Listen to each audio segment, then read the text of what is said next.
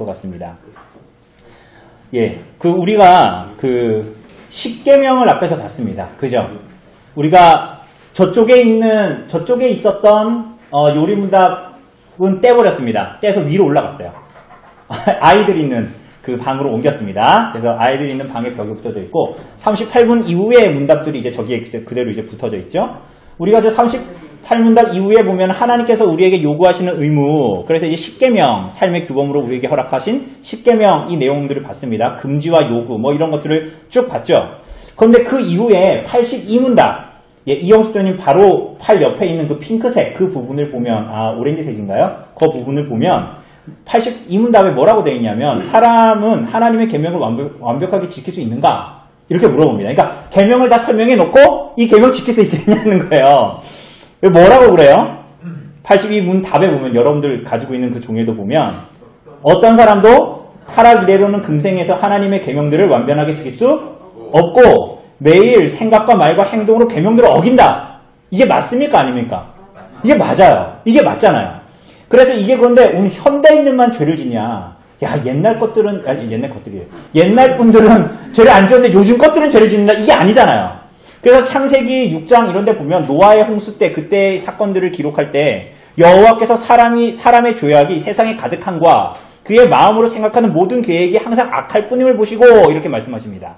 그러니까 타락한 이후에 모든 인간들이 이런 죄악 가운데 나가고 오히려 하나님의 계명을 줘도 못 지키는 거죠. 생각과 말과 행동으로 계명들을 어깁니다. 그러면 왜 계명을 주셨을까요? 그렇다면 그 쓸모없는 계명을 왜 주시는 거예요? 그래서 하이델베르크 요리문답 아래쪽에 115문답에 보면 이 세상에서는 아무도 10계명을 완전히 지킬 수 없는데 하나님께서는 왜 그렇게 엄격히 10계명을 설교하게 하십니까? 왜 가르치게 하십니까? 그쵸? 지킬 수 없는 건데 왜 말하냐는 거예요. 계속. 우리 예배 때마다 10계명 봉독하잖아요. 왜 그럴까요? 그러니까 뭐라 그래요? 첫째, 평생토록 우리의 죄악된 본성을 더욱더 알게 돼요. 왜? 10계명을 보면 하나라도 제대로 지키는 게 없다라는 걸 매일마다 알게 되는 거죠. 그래서 그리하여 그리스도 안에서 사죄와 의로움을 더욱더 간절히 추구하도록 하기 위함입니다. 누구 안에 있는 사죄요? 그리스도 안에 있는 사죄, 그리스도의 의를 사모하게. 왜? 우리들의 의로는 어떻게 해도 하나님께 도달할 수가 없으니까. 둘째 뭐예요? 이 세상의 삶을 마치고 목적지인 완전에 이를 때까지 하나님의 형상대로 더욱더 변화되기를 끊임없이 노력하고 하나님께 성령의 은혜를 구하기 위함입니다. 이렇게 얘기하죠. 그러니까 계명에 순종할 수 없어요. 그러니까 우리는 그때마다 어떻게 할까요?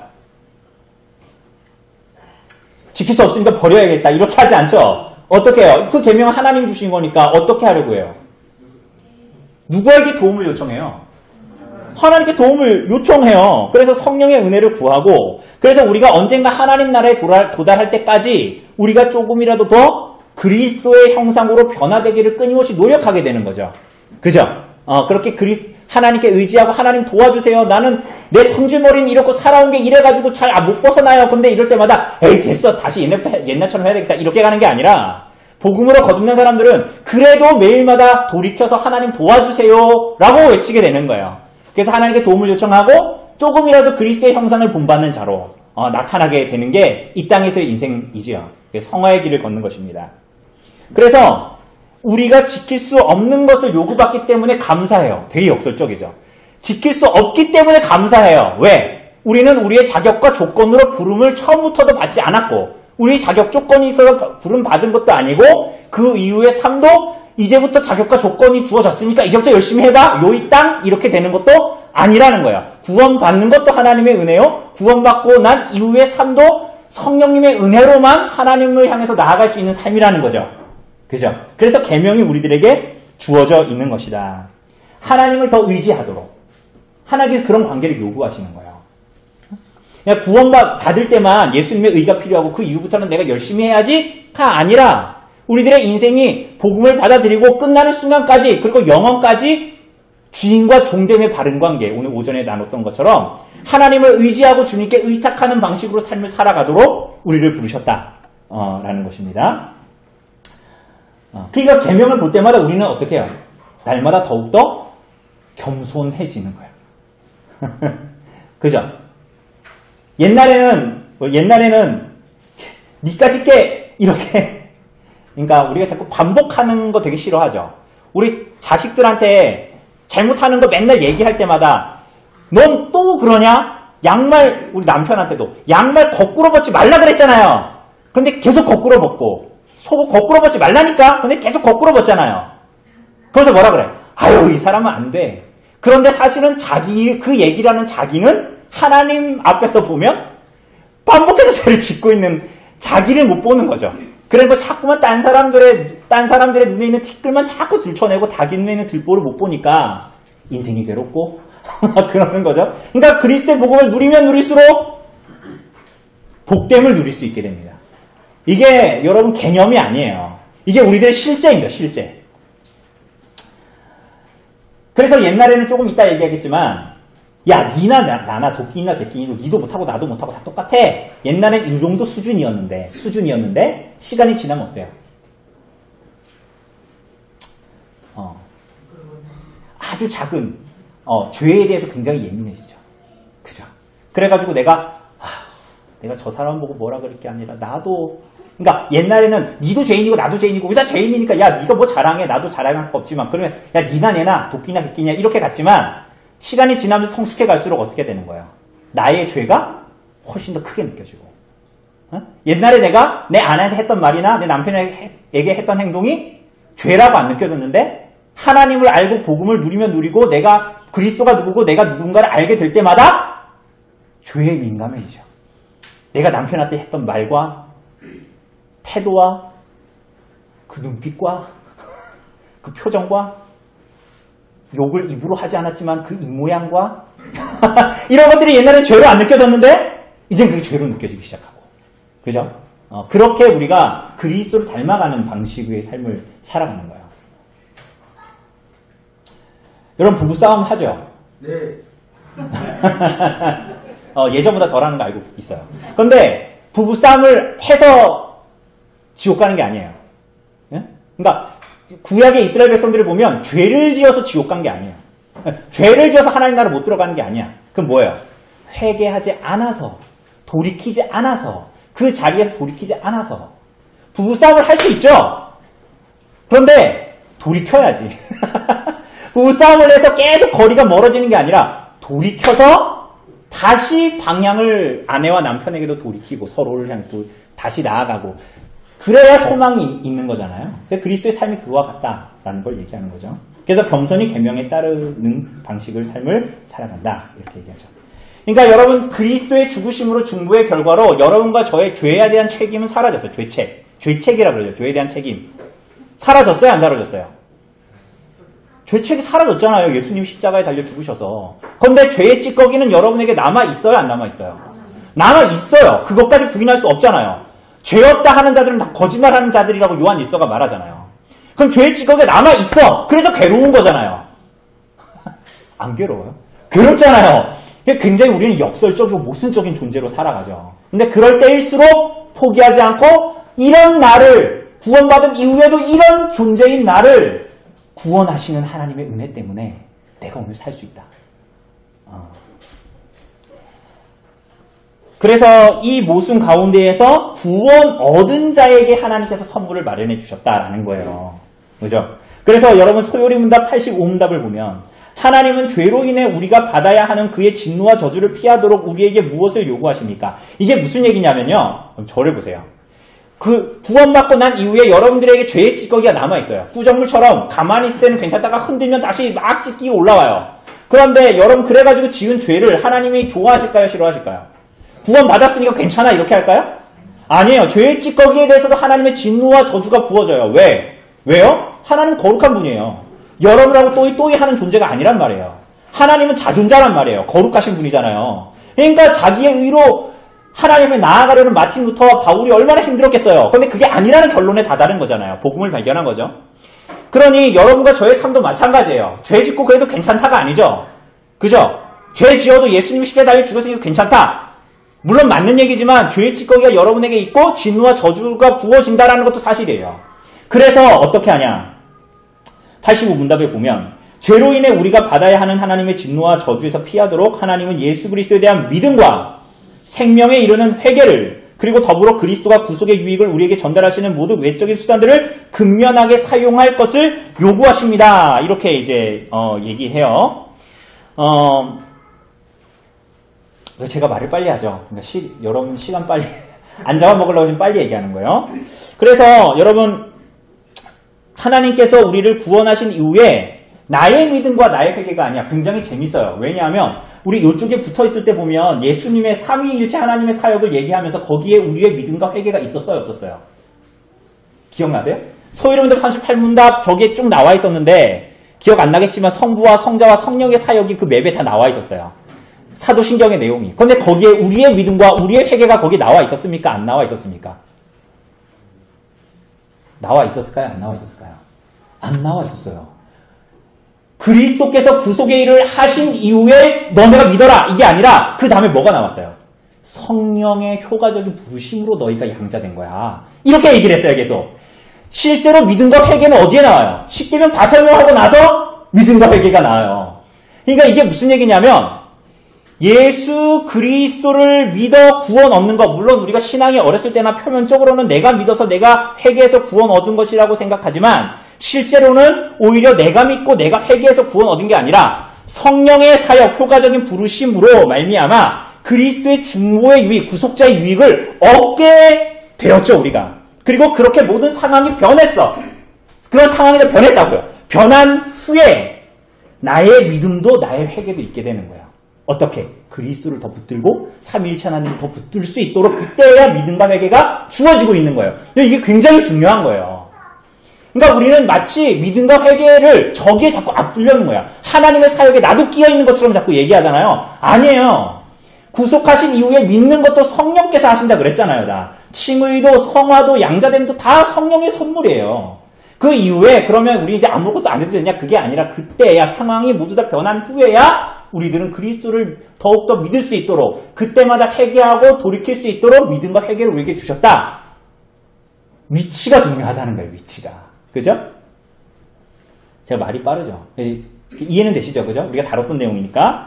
그래서 86문답에 보면 예수 그리스도를 믿는 믿음은 무엇입니까? 라고 했을 때 예수 그리스도를 믿는 믿음은 구원하는 은혜인데 이것으로 말미암아 우리는 그가 복음에서 우리에게 제공된 대로 구원을 위해 오직 그만을 받아들이고 의지하게 된다라는 거예요. 아, 놀라운 은혜입니다.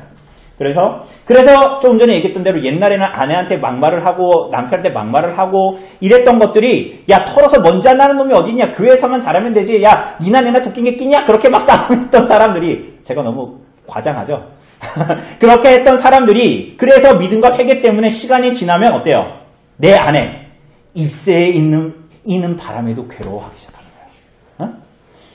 남편과 아내에게 욕하려고 했는데 입새에 있는 바람에도 괴로워하듯 내 작은 죄들이 막 옛날에 요동치지 않았는데 그게 막 나를 힘들게 하기 시작하는 거예요. 그래서 내가 누군가에게 욕하거나 누군가에게 그렇게 블레임할 수 있는 상황이 아니라는 걸 알게 되는 거예요. 내가 받은 은혜가 훨씬 크다라는 걸 알게 되죠.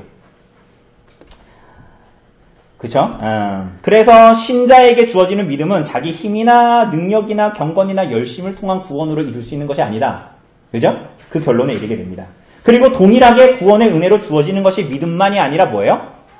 생명에 이르는 회개예요. 회개. 그래서 생명에 이르는 회개는 뭡니까? 그러니까 87문답에서 뭐라 그래요?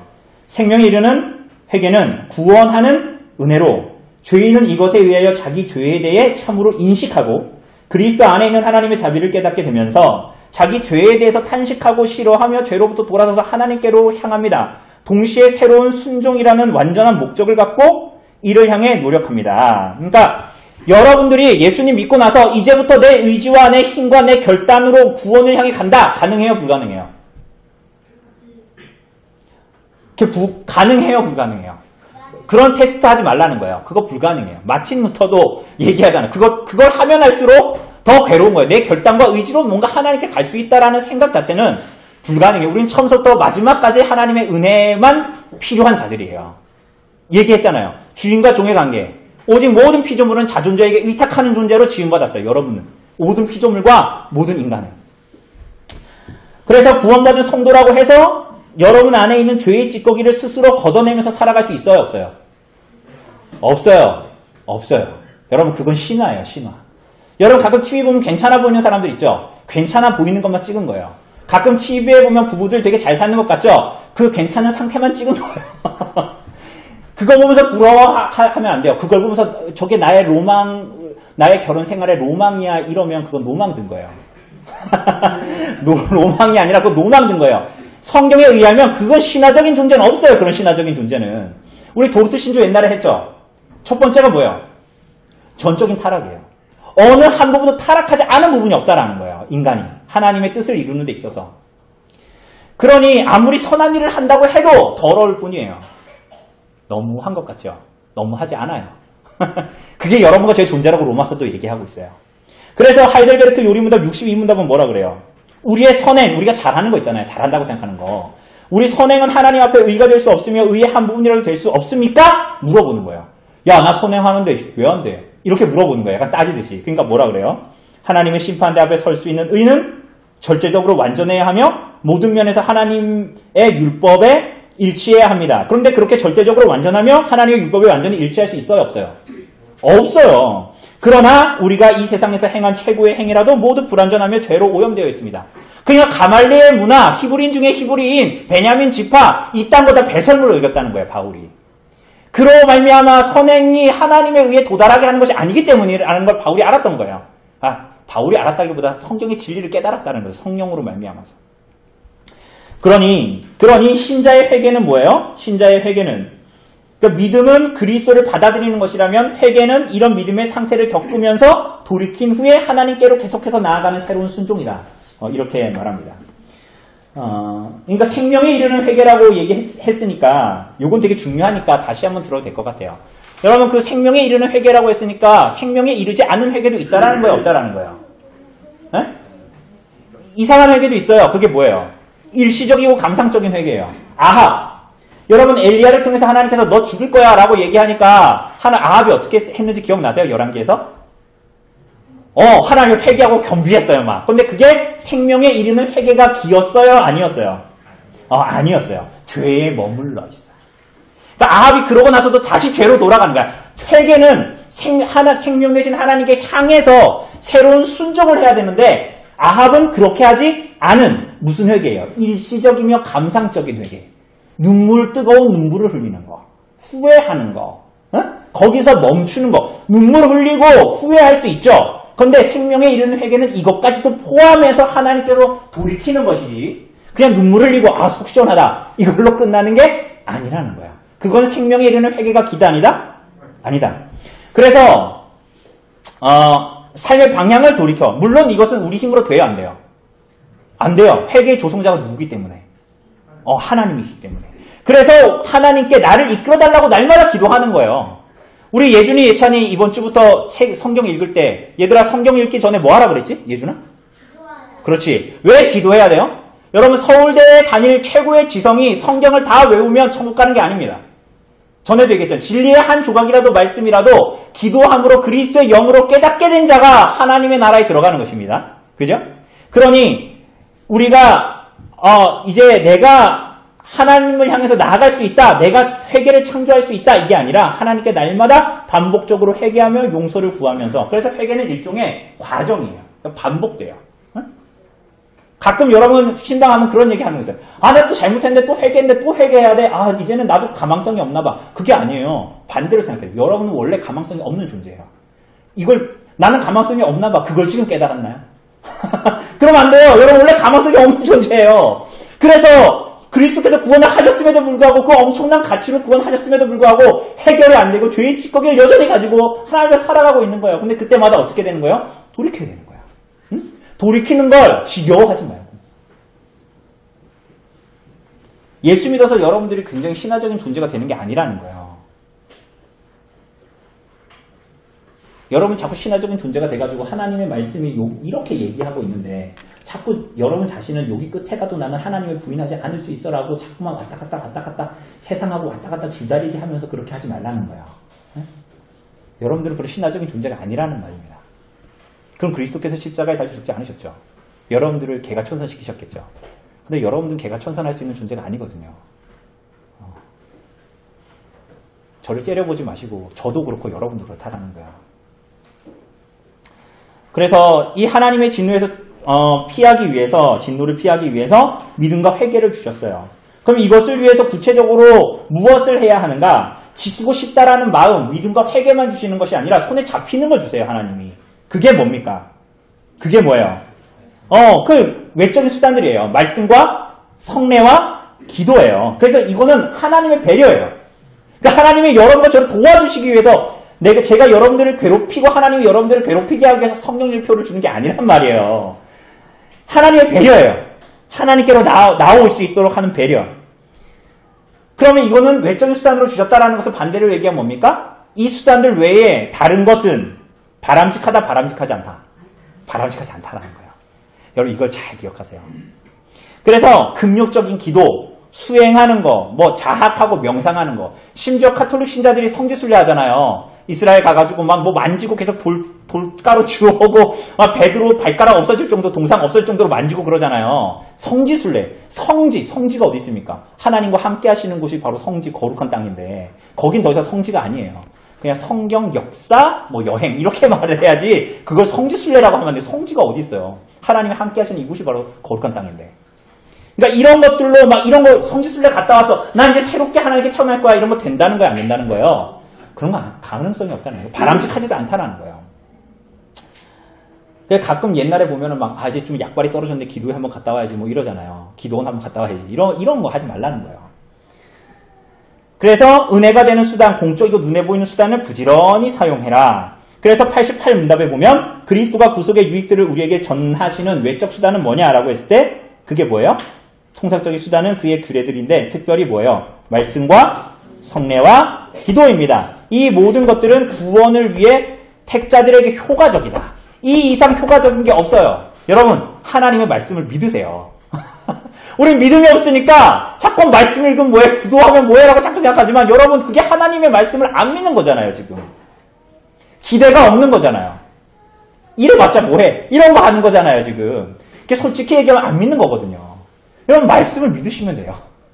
우리 하나님을 믿을수록 말씀을 읽고 싶고 기도하고 싶고 성례에 마음을 다해서 참여하게 되는 거예요. 그래서 이 목적은 뭐냐? 그리스도의 구속의 유익을 우리에게 전달해주는 방식이에요. 통로 같은 거예요. 그래서 말씀과 성례와 기도다. 하나님께서 원하시는 거룩한 삶, 경건한 삶을 여러분들이 살기 위해서는 어떻게 된다고요? 돈만 있으면 나 교회 더 잘 다닐 수 있는데?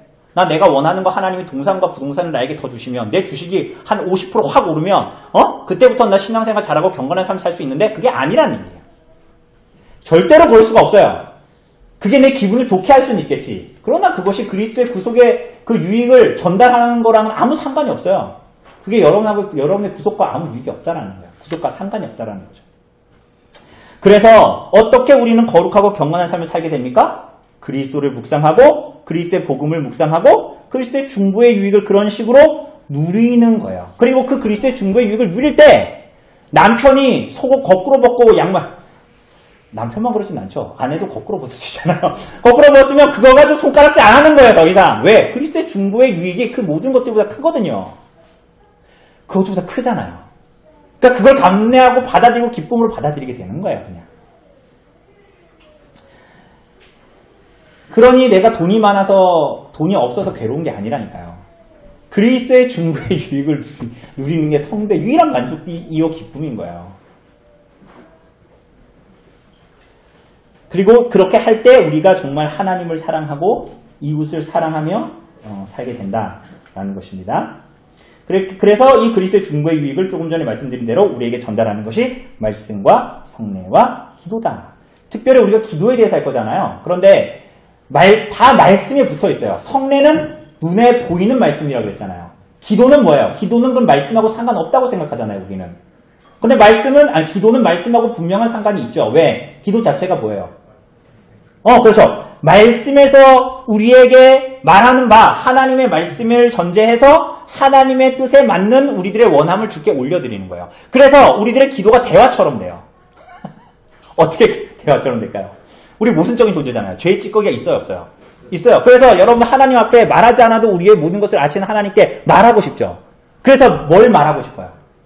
하나님, 내가 오늘 주가 떨어진 주식을 샀는데요. 이게 한 2주 안에 정말 원하기로는 한 200% 올랐으면 좋겠어요.